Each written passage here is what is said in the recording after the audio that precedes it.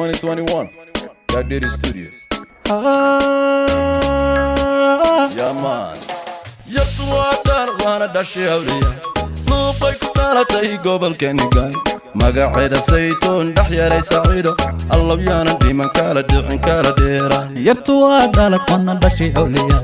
luqay ku dhalatay gobolkeena gaado magaceeda saytuun dhaxyaray saciido allah yaana diman kala dhicin kala dheeraan yatwatar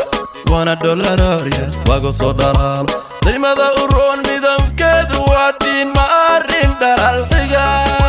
dhaban xalliyo una dheelitiran adahunoy mawla kugu dhali hidda dhowra dhaqan xeersha asadhala dhiigay dhaxyar saciida katarina doolda ilamoode ay saciida dhayaga u roon ay saciida hayga dhiiran cilladay dhigid axadi dhowray dhisakaba isoo dhabow cashaqana dhow isoo dhabow dhasha ilade halkii aad ku dhalat dhulkii hooyo ayaan gori nooga dhisi saciida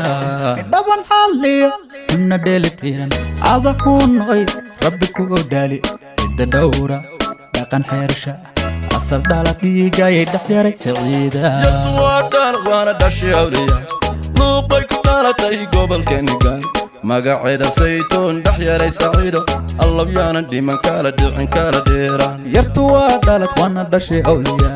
luqay ku dhalatay gobolkeena gaado magaceeda saytuun dhaxyaray saciido allah yaana dhiman kala dhicin kala dheeraan dheera joglay dheera joglay demanta iday dhawac bi'iyay taxan tagsiya tan ku dhaartay nafta aanu dhiibay dashawliyay yaana kala dhumin yaana kala dhici yaana kala dhixin yaana kala dhiman yaana kala dheeraan dhaxyaray saciida katarina dhan kaston ka eegaba dhammaystiranay joogo dheeray tima dheeray saciiday inan degna dugsi degna u badi dhashaan qaraariyo habeen ku riyooda haysin dhurwa haylogin cadowga dheel maaha cashaqaygu waa dhab andhubay saciiday dhubay yarti dhalatay idhib gacantaada idhib andhukaade dhaban xalliyo una dheelitiran adahunoy rabbi kugu dhali hidda dhowra dhaqan xeersha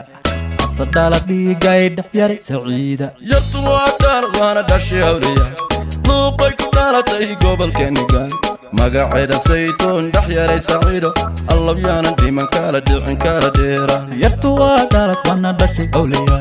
luqay ku dhalatay gobolkeena gaado magaceeda saytuun dhaxyaray saciido allah yaana dhiman kala dhicin kala dheeraan